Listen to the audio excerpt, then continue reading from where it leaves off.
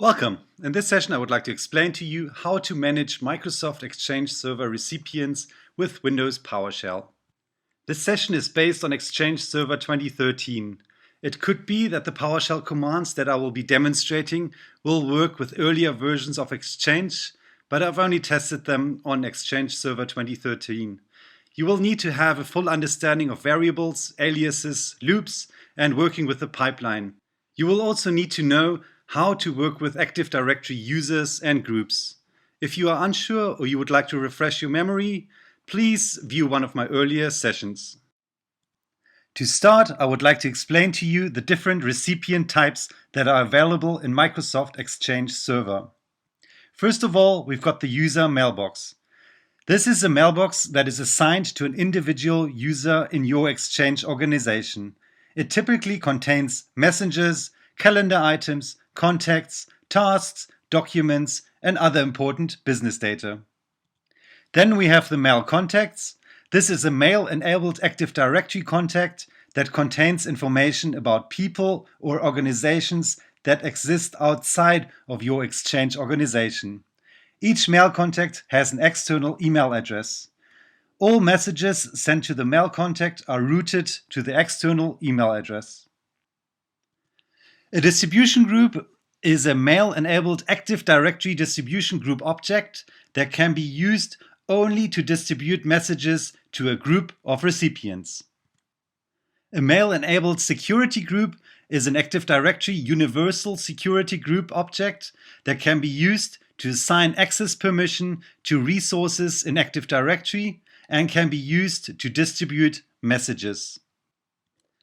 Equipment mailbox is a resource mailbox that is assigned to a resource that is not location specific, such as a portable computer, a projector, a microphone, or a company car.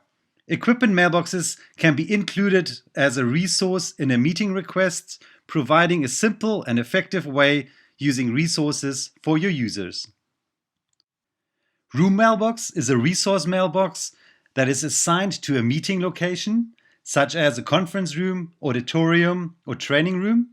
Room mailboxes can be included as resources in meeting requests, providing a simple and effective way to organize meetings for your users. A shared mailbox is a mailbox that is not primarily associated with a single user and is generally configured to allow access for multiple users. These are the recipient types that I will be discussing and demonstrating in this session. Furthermore, we have dynamic distribution groups. These are distribution groups that uses recipient filters and conditions to derive its membership at the time a message is sent. Linked mailbox is a mailbox that is assigned to an individual user in a separate trusted forest. A linked user is a user whose mailbox resides in a different forest than the forest in which the user resides. A mail user is similar to a mail contact, except that the mail user has Active Directory login credentials and can access resources. Mail forest contact is a mail contact that represents a recipient object from another forest. Mail forest contacts are typically created by Microsoft Identity Integration Server synchronization. Mail-enabled public folder is an Exchange public folder that is configured to receive messages. Microsoft Exchange Recipient is a special recipient object that provides a unified and well-known message sender that differentiates system-generated messages from other messages. Set-MailboX is a mailbox comprised of an Exchange mailbox to store email messages and a SharePoint site to store documents. Users can access both email messages and documents using the same client interface. Office 365 mailbox consists of a mail user that exists in Active Directory on-premise and an associated cloud mailbox that exists in Exchange Online. Microsoft has provided a web-based PowerShell script So if you don't have the Exchange Management Shell installed on your computer, you can import the module using a PS session. To be able to run scripts on your PC, we need to allow access. The easiest way is to change the execution policy from restricted to remote signed.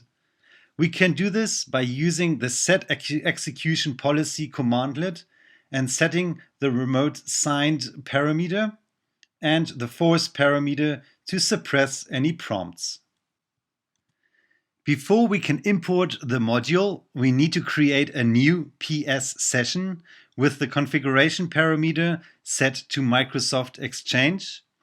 The connection URI needs to be set to the name of your client access server with either HTTP or HTTPS and the /PowerShell.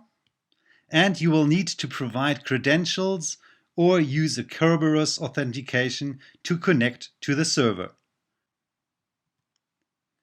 Now that you have connected to your client access server, you can use the import module commandlet with import PS session and the session variable to import the Exchange module. The allow clobber will suppress any error messages of commands that already exist in your PowerShell session. To create a new mailbox, we can use the New-Mailbox commandlet to do so. The only parameter that is required is the name parameter. However, I would highly recommend adding the following parameters. Otherwise, the system will auto-generate most of these and they might not be what you would like to have. You should add the display name. The user principal name is very important if you have multiple subdomains. But even with one domain, it is helpful to set this while the user is being created. This should be set to the domain where the user should be receiving email. The password needs to be set as a secure string. You can use the convert to secure string commandlet to convert a password from a string to a secure string. It is also useful to set the alias while the user is being created. If you don't want the users to automatically be created in the common name user folder, you can specify the organizational unit that you would like the users to be created in. If you have multiple databases and you are using database availability groups, you can create the mailbox in the right database by specifying the database parameter. By default, the newly created user will have to change his password at the next login. This is the most secure way to create a user. But for testing, you might want to set the reset password on next logon parameter to false. Here is an example on how to create a new mailbox. We call the New-Mailbox commandlet, then specify the name parameter, the display name parameter. The user principal name will be the email address for the user. The password needs to be converted to a secure string. The alias parameter, the organizational unit parameter, and the database parameter. If we need to change any properties on the mailbox object, for example, adding an additional email address or changing the display name, we can do so by using the Set-Mailbox commandlet. We can either use the commandlet and specify the identity parameter, or we can use the Get-Mailbox commandlet and pipe this to the Set-Mailbox commandlet. This is an example how to change the mailbox to accept email, but also forward the incoming emails to a different email address. We specify the identity property, then set the deliver to mailbox and forward switch to true, and specify the address to where the emails should be delivered to in the forwarding SMTP address parameter. If you need to do adjustments to more than one mailbox at the same time, you can pipe the information to the Set-Mailbox commandlet. In this example, we are getting all the mailboxes from a certain organizational unit, then piping the information to the Set-Mailbox commandlet and changing the issue warning quota, prohibit send quota, prohibit send receive quota, and the use database quota defaults for all the mailboxes. If you have an existing Active Directory user that currently does not have a mailbox, you can mail enable this user by using the Enable-Mailbox commandlet. We need to specify the identity, which is the SAM account name of this user, and the user principal name if it is not already set. Additionally, we can set the database and alias parameters.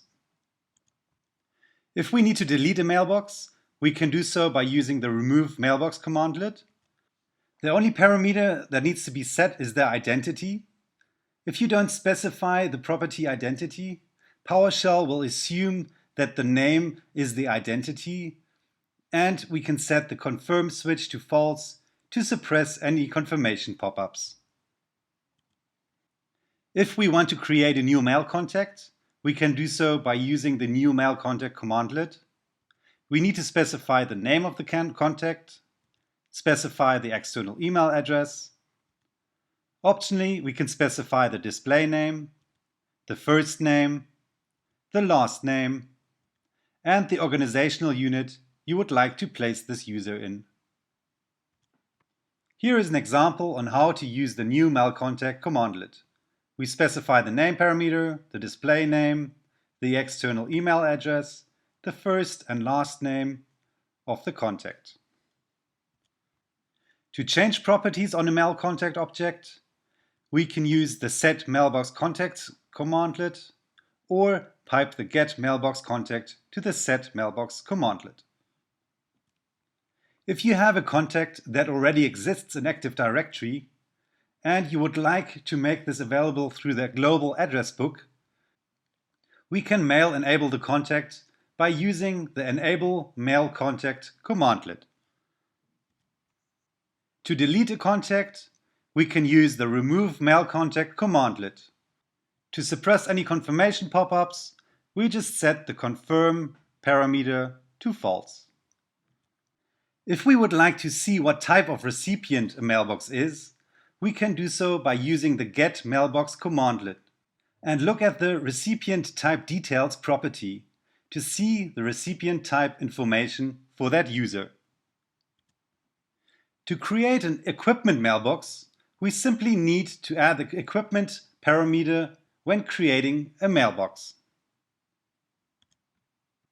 To create a room mailbox, we simply need to add the room parameter when creating the mailbox. To create a shared mailbox that can be used by more people without further authentication, we can specify the shared property. If we have a user mailbox and we would like to turn that into a shared mailbox, we can do so by changing the type parameter to shared. To create a new distribution group, we can use the New-DistributionGroup commandlet. We need to specify the name, the organization unit where you would like to place the object, the SAM account name, and the type needs to be set to distribution. If you would like to create a security group, we need to set the type to security. If you have an existing security group in Active Directory, we can mail enable the group by using the Enable-DistributionGroup commandlet. To delete a group, we can use the Remove Distribution Group commandlet. Every mailbox collects a lot of information while it grows. To read this information, we can use the Get-MailboxStatistics commandlet. Again, we can either use the commandlet with the identity parameter, or we can pipe the Get-Mailbox commandlet to the Get-MailboxStatistics commandlet. If we would like to get information on a calendar folder that is inside of a mailbox, we can use the Get-MailboxCalendarFolder commandlet. To use the commandlet, we need to specify the path to the calendar folder. That consists of the identity of the mailbox plus a colon with a slash and the word calendar. To get information on any other folder in a mailbox, we can use the Get-MailboxFolderStatistics commandlet. Again, we can either use it with the identity parameter or use it on the pipeline. To see the permissions that have been set on a mailbox, we can use the Get-MailboxPermission commandlet. We can use it with the identity or on the pipeline. To add permissions to a mailbox, we can use the Add-MailboxPermission commandlet. We need to specify the identity of the mailbox, the user that we would like to add, and the access rights this user should have. Access rights that are available are full access. This will give the user full access to the mailbox. Delete item. This will allow the user to delete items from the mailbox. Read permission. This will allow the user to read items from the mailbox. Change permission allows the user to change the permissions. Change owner allows the user to change the owner of the mailbox. Here is an example on how to give a user full access to a mailbox from somebody else. We specify the mailbox identity for the mailbox that we would like to change, the user that should have access to this mailbox, and the access rights we set to full access. If we would like to remove access from a mailbox, we can use the Remove Mailbox Permissions commandlet. We need to specify the mailbox identity and the user that we would like to remove the access for, and the confirmation switch we set to false to avoid any confirmation pop-ups. To see who has got access to a certain folder within a mailbox, we can use the Get-MailboxFolderPermission commandlet. We need to specify the identity parameter of the mailbox with a colon and the folder that we would like to see the permissions for. In this example, we are looking at the calendar folder. To add permissions to a folder within a mailbox, we can use the Add-MailboxFolderPermission commandlet. We need to specify the identity of the folder within the mailbox, the user who should have permission to the folder, and the access rights the user should have on that specific folder. Access rights for mailbox folders that are available are: read items. The user has the right to read items within the specific folder. Create items. The user has the right to create items within the folder. Edit owned items. The user has the right to edit the items that he owns in this folder. Delete owned items. The user has the right to delete items that he owns in the specific folder. Edit all items. The user has the right to edit all items in the specific folder. Delete all items. The user has the right to delete all items in the folder. Create subfolders. The user has the right to create subfolders within the folder. Folder owner. The user has the right to view and move the folder and create subfolders. The user can't read items, edit items, delete items, or create items. Folder contact. The user is the contact for the specific public folder. User visible. The user can view the specific folder, but he can't read items within the public folder. Access rights parameters also specify the permissions for the user with the following roles, which are a combination of the rights mentioned previously. None. The only access right that is associated to this role is folder visible. Owner. Access rights that are associated are create items, read items, create subfolders, folder owner, folder contact, folder visible, edit owned items, edit all items, delete owned items, and delete all items. Publishing editor. Associated rights are create items, read items, create subfolders, folder visible, edit owned items, edit all items, delete owned items, delete all items. Editor, associated rights are create items, read items, folder visible, edit owned items, edit all items, delete owned items, delete all items.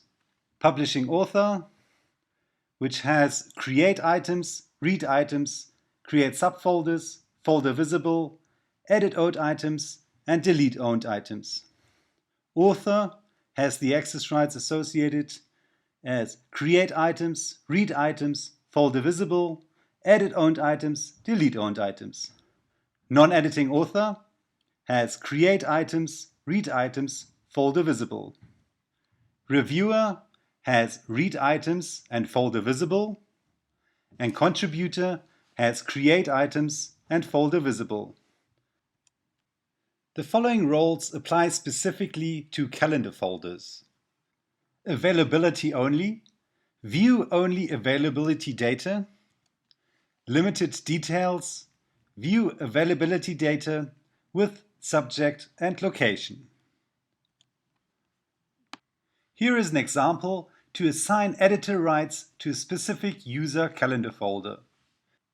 We specify the identity for the folder within the mailbox with a colon and calendar, specify the user and the access right parameter we set to editor. To remove access from a mailbox folder, we can use the Remove Mailbox Folder Permissions commandlet. We need to specify the mailbox folder identity and the user we would like to revoke the access rights to that folder. And the confirm switch needs to be set to false to avoid any confirmation pop-ups. I had a lot of users complain that they did not receive emails from certain users.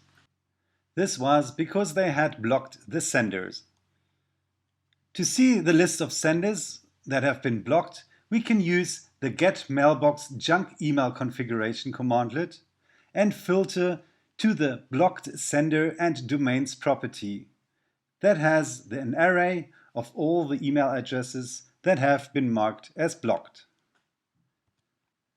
If for some reason you have to set an out-of-office reply for a mailbox, we can do so by using the Set-MailboxAutoReplyConfiguration commandlet. We need to specify the identity of the mailbox. The auto reply state parameter can be set to disabled, enabled, or scheduled. If we set the auto reply state to scheduled, we need to specify a start time. We can specify an end time when the automatic reply should be switched off or be disabled. The external audience parameter can be set to none, known, or all. The external message parameter allows us to have a message that is visible to senders from outside of our organization. The internal message parameter allows us to set a message that is visible to senders within our organization. And the confirm switch suppresses any confirmation pop-ups. This is an example on how to set an automatic reply as a scheduled with a start and an end time and date, and a message to an external sender and a different message to an internal sender. We can use the Send Mail Message commandlet to send email messages to and from mailboxes. This can be very helpful if we are troubleshooting email transport. To use the commandlet, we need to specify the email that we would like to send the email to, the email address that we are using to send the email from. The subject gets specified in the subject parameter. We can send a message as a plain text if we use the body parameter, or format the text in HTML and use the body as HTML parameter. We need to specify a mailbox server that we would like to use to send the email from. And we need to specify credentials to log on to the mail server. Here is an example for how to send an email as an HTML. If we are troubleshooting email transport, we can use the Get-MessageTrackingLog commandlet to see what has been happening to an email. We can search the log for a message subject, a recipient that should have received the email, a reference, the sender that sent the email. We can filter the logs with the start and end time and date, and we can limit the output with the result size parameter. This is an example to filter the email logs for a specific recipient, a specific sender, and a specific starting time. Okay, let's wrap this up with a couple of examples in PowerShell ISE. Okay, I've opened Windows PowerShell ISE in administrator mode. We need administrative privileges to set our execution policy. We're going to start off with the commandlet getExecutionPolicy. As you can see, it is set to restricted. This is the default for all server and client systems, but we need to change that to remote signed. So we're going to use the setExecutionPolicy commandlet, set it to remote signed, and set the force parameter switch. All right, now we can run scripts on our machine, and if you look up at the top right over here, if I type in New-Mailbox, you will notice that we don't have that command in our command list. To be able to use that command, we are going to import the Microsoft Exchange module, and we are using the get credentials commandlet to set up our user or set a username and password into a credentials variable. And then we're going to set the DNS name of our Exchange server. Then we're going to create a session variable with the new PS session commandlet, specify the configuration name as being the Microsoft.exchange. The connection URI is the URL to our Exchange server with the dash and the PowerShell at the end, and then we specify the credentials to log on to that server. Right, now that we have a PS session, we can use the import module commandlet to import the module, and we're going to run the command import PS session with the session variable, and the allow clobber parameter just suppresses any warning or error messages about commands that are already in our environment. Okay, this will take a bit. It is connecting to the Exchange server, getting the commands or the module, and then importing it into our session.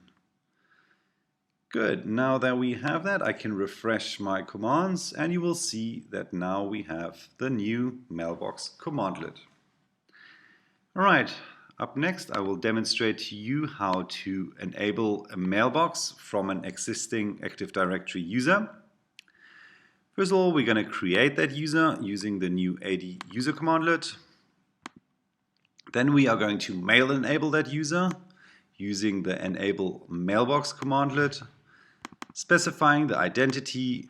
We need to specify the database if we have different ones, and we can specify an alias. Oops, we'll just run that. That will mail enable our user. To remove that, I just want to keep this my Active Directory clean. I will just remove that user account. Up next, I will demonstrate to you how to mail enable a mail contact from that is already existing in Active Directory. So first of all, we're going to create that object by using the new AD object commandlet, specifying the type as a contact, specifying a name and an organizational unit path where that user should be stored. Now to mail enable that, we simply specify the enable mail contact commandlet, then specify the identity, and we need to give it an external email address. All right. Actually, let me just close this. That way we have a bit more space. And just to keep things clean, we're going to remove that account again. We're going to use the remove mail contact commandlet, specify the identity, and just the confirm switch to suppress any error messages. Alright, up next I will demonstrate to you how to use the new mailbox commandlet. We are going to create a new mailbox. First of all, we'll set a string for the name, we'll set a string for the email, we'll set a string for our organizational unit, and we need to create a secure password string. We're going to use the convert to secure string to do that. We need to specify the password that we would like to use as a string, then say use the as plain text parameter and the force parameter. Good, now that we have a secure string, we can create our new mailbox by using the new mailbox commandlet, specifying the name, specifying the display name, the user principal name. This is the email address where the user should be receiving the emails. We need to specify a password as a secure string. We need to specify an alias. We can specify an organizational unit. And in our case, we are going to use the reset password on next logon parameter. We're going to set that to false, just that the user does not have to change the password the next time he logs in. And we can also set the database where that new mailbox should be created. Alright, now that we have a mailbox, we can use the Set-MailboX commandlet to change properties on that mailbox. We need to specify the identity parameter and in the display name. In our case, we are changing the display name. So we need to specify what we would like to change it to. If I execute that, and I'm actually just going to run a Get-Mailbox and then display the new display name. Alright, up next I will demonstrate to you how to create a new mail contact. We are first of all going to create a couple of string variables. Then we're going to use the new mail contact commandlet, specify the name, specify the display name, specify an external email address. We need to specify a first name and a last name.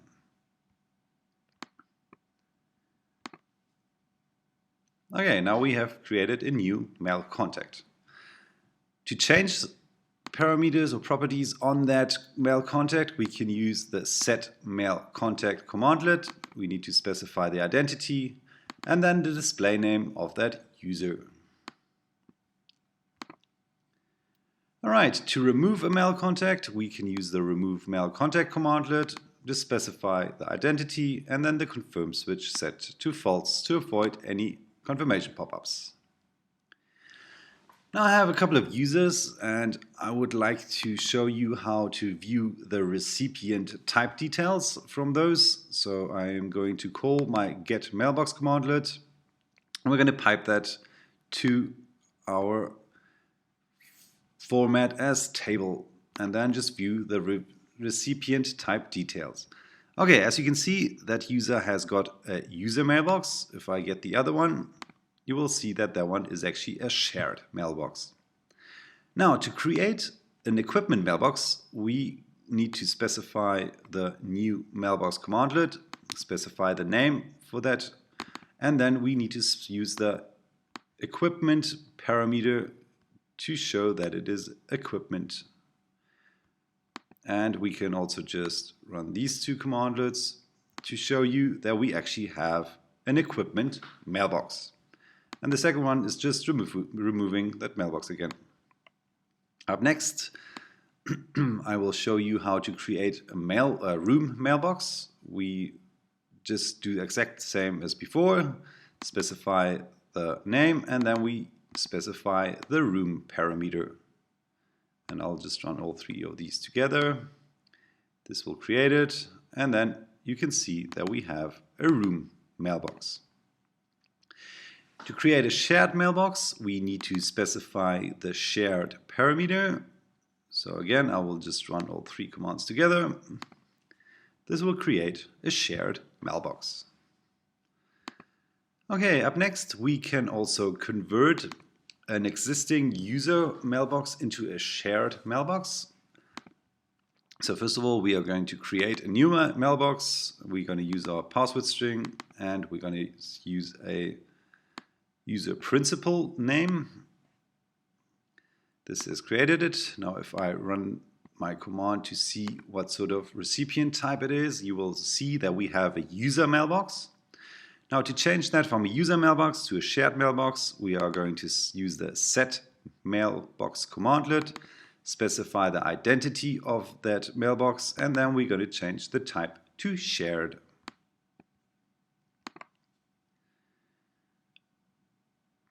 All right, if you have multiple instances, it might take a bit, therefore it could be that this command does not show the right information. But if we wait a bit, that will actually show up. All right, there we go. So we have converted our user mailbox into a shared mailbox. Okay, again, I'm just going to clean up and remove our shared mailbox. All right, up next I will demonstrate to you how to send an email from a mailbox. We are going to use the send mail message commandlet. First of all, we're going to set a couple of variables, email address from, to, the subject, and then the body as an HTML. Then we are going to use the send mail message commandlet. We need to specify the to property parameter, the from parameter, the subject parameter, the body as HTML parameter, and we need to specify the SMTP server. If we need to authenticate to that system, we can also specify the credentials. Okay, I've now sent an email from our account 123 to my account HHorn. Alright, up next I will demonstrate to you how to set up a new distribution group. We are going to use the New-DistributionGroup commandlet to do that. We need to specify a name. Then we can specify an organizational unit where we would like to store that. In this case, you can, very known CNs can just be referred to as this, so you don't need to specify the whole path. We need to specify a SAM account name. And we need to specify the type that it should be either a security or a distribution group. All right, to change values on the distribution group, we can use the set-distribution-group commandlet. We need to specify the identity and then the name that we would like to change it to. Let's just call this managers.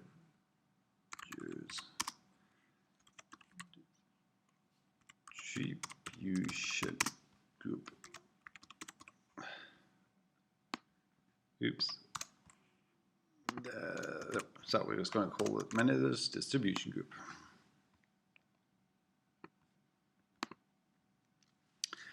Okay, and again, I'm just going to clean up. We can use the remove distribution group commandlet to remove our distribution group.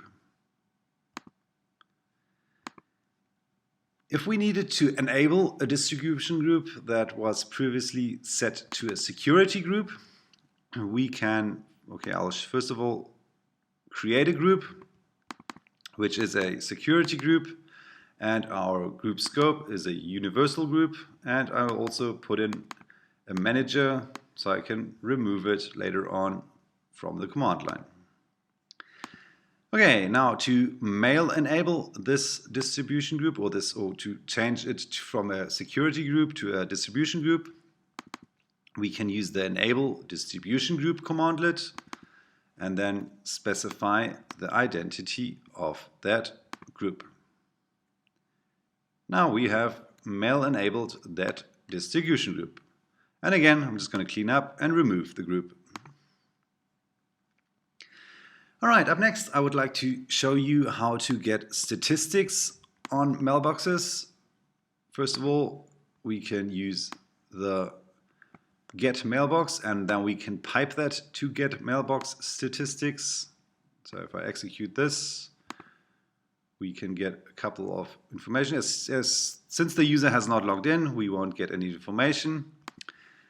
Therefore, I'm going to use my account where I've already logged in, and I will show you, I will format list to display name, item count, and item size. There you go. As you can see, I have 6 GB of information, 85,000 emails, and so on. All right.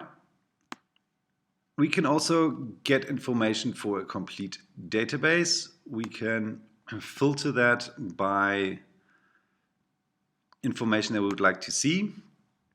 In this case, I'm filtering everything that is greater than 10 GB, and then I'm just selecting objects just to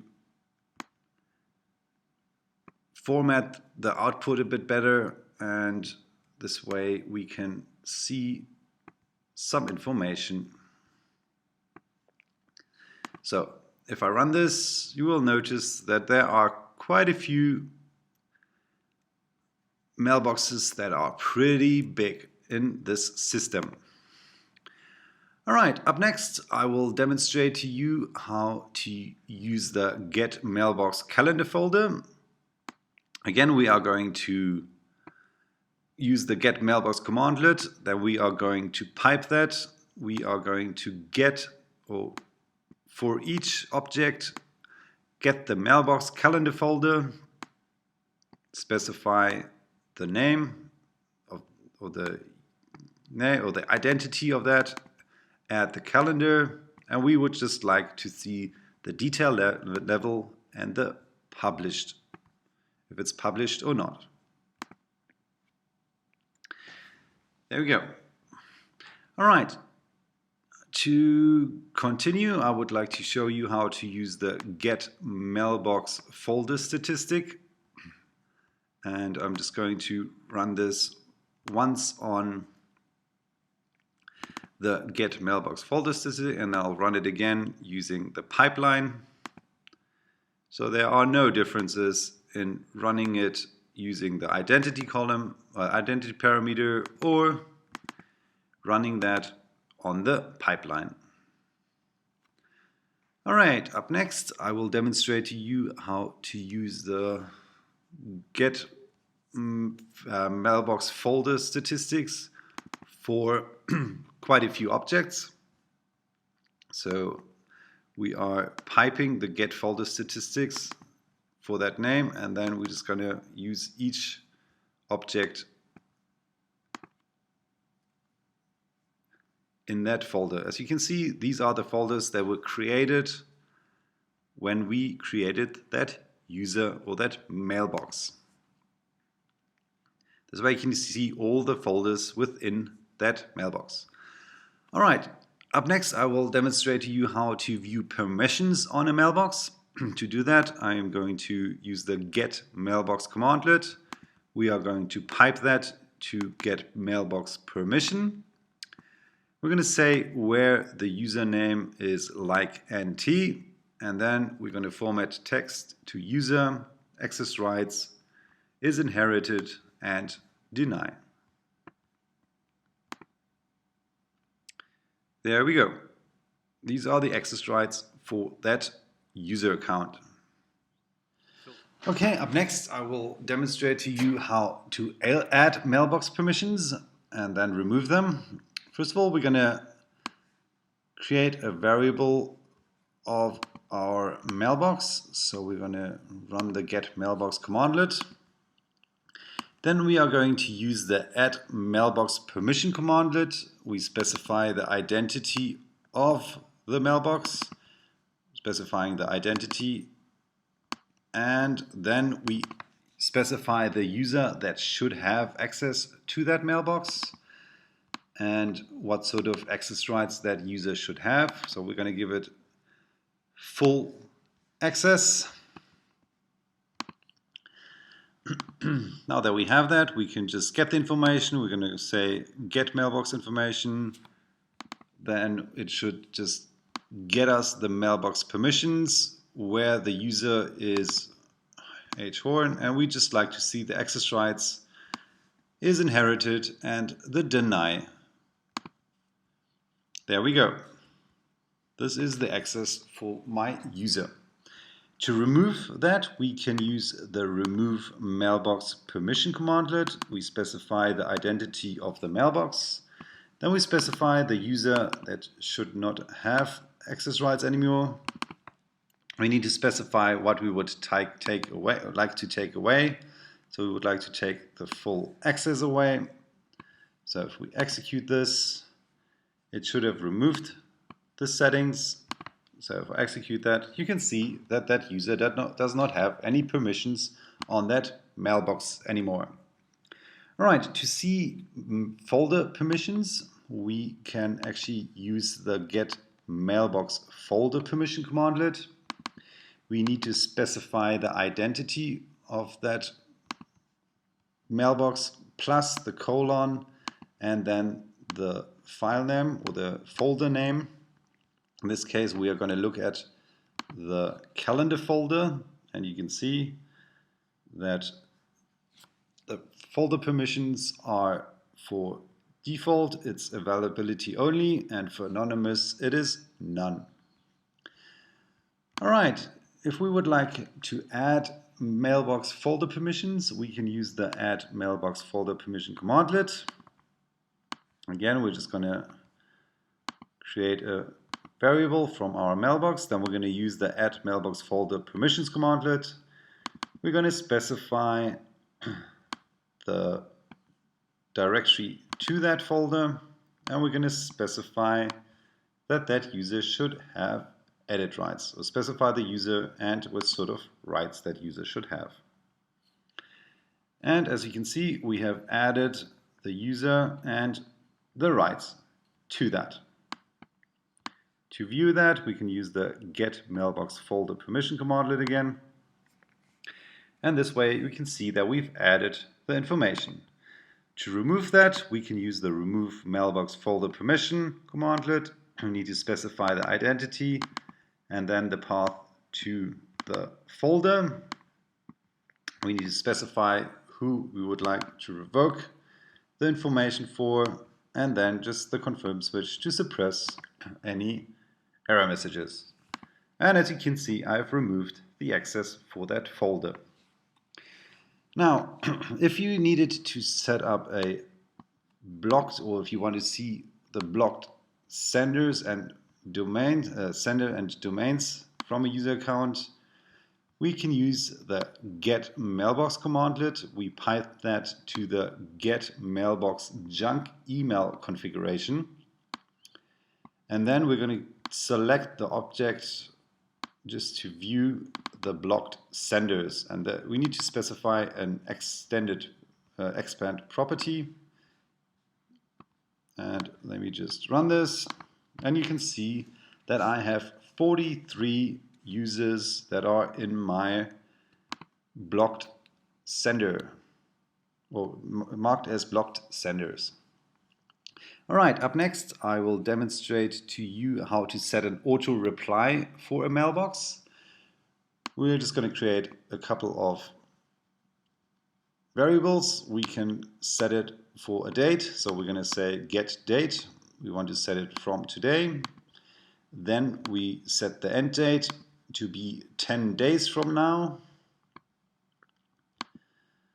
Then we can set up an internal message, whatever you would like to set there. And then we can set an external message. This could be different to what you have as an internal message. Actually, I just see that we should change these, because the hey, I'm back, that should be an internal message, not an external one. All right, now to set the message, we use the Set-MailboxAutoReplyConfiguration commandlet. we need to specify the identity of the mailbox. We specify the auto reply state. We set that to scheduled. Now we need to set a starting time. We need to send an end time. We specify the external message and we specify the internal message. Okay, now we have enabled auto reply for that mailbox. Okay, up next I will show you how to disable the auto reply.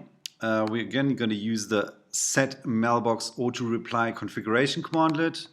We need to specify the identity of the mailbox, and then we need to specify the auto reply state parameter, and we change that to disabled. Alright, that disables the auto reply message. Okay, up next I will show you how to track emails. We can use the Get-MailMessageTracking commandlet to do that, but first of all we are going to set a start date variable. Then we need to use the Get-MailMessageTracking commandlet. We can specify a recipient, we can specify a sender, and we're going to specify a start time. And we're also filtering by timestamp, message object, and event ID. So if I execute this, you will see that the email that we've sent previously, our test email, has been sent and received perfectly. All right, up next I will just clean up. Well, I hope you've enjoyed the session and I'm looking forward to our next one.